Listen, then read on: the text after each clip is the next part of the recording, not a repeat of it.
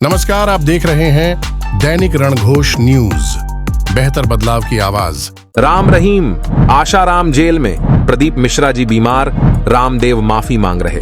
हे राम, तुम बताओ मैं क्या करूं।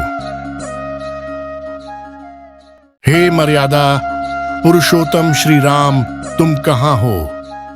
इतना तो बता दो, तुम्हारे नाम से धरती पर धर्म के बाजार में आस्था का द्रौपदी की तरह चीर हरण होता रहेगा। यह तुम्हारी लीला है या कुछ और, समझ में नहीं आ रहा। हमें सही मार्ग दिखाओ परमेश्वर। जिस योग गुरु बाबा रामदेव के कहने पर हमने उनके बनाए प्रोडक्ट का जीवन में इस्तेमाल किया, वहीं बाबा सुप्रीम कोर्ट में हाथ जोड़कर माफी मांग रहे हैं। उन्होंने अपना सामान बेचने के लिए भ्रामक विज्ञापन से भरोसे को तार तार किया। अब कह रहे हैं गलती हो गई, ऐसा नहीं करेंगे, क्षमा करे। कुछ साल पहले आशाराम, जिसे बापू के नाम से हमने आपका प्रतीक मानकर उन्हें हमेशा नमन किया, वे भी दुष्कर्म जैसे संगीन अपराधों के चलते जेल में हैं। यही हाल गुरमीत सिंह का, जो राम रहीम बनकर हमारे दिलो दिमाग में लंबे समय तक बसे रहे। अब वे भी जेल में खुद का जीवन दर्शन तलाश रहे हैं। कथावाचक प्रदीप मिश्रा जी से हमें पूरी उम्मीद थी। उन्हें सुनने और देखने के लिए अच्छा खासा संघर्ष करना पड़ता है। उनके कहने पर एक लोटा जल हर समस्या का हल उपाय को अपने घर में सख्ती से लागू करा दिया। उनका दावा था कि ऐसा करने से तमाम तरह की समस्या का निवारण हो जाता है। यहां तक कि उनके कथा दरबार में किसी भक्त की अर्जी लगते ही उसकी बड़ी से बड़ी बीमारी तक दूर हो जाती है।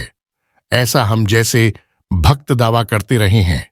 शिक्षा में जिसका मन नहीं लग रहा, वह बच्चा मिश्रा जी के उपाय से परीक्षा में अच्छे नंबरों से पास हो जाता है।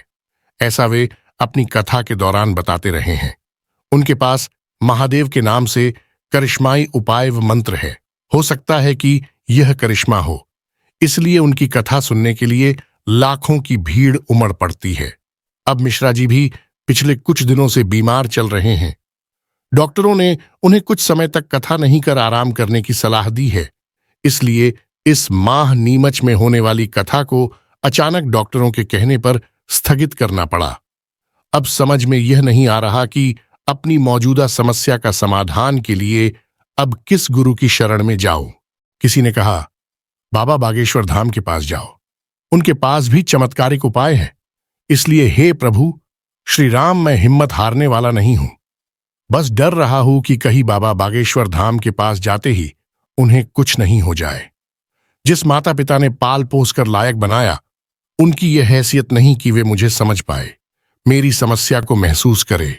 इसलिए हे श्री राम, मेरी अर्जी स्वीकार करो कि मैं अब किस गुरु के पास जाऊं। आसमान से कोई पर्ची किसी गुरु के नाम की मेरी घर की छत पर गिरा दो। बस इतना कर दो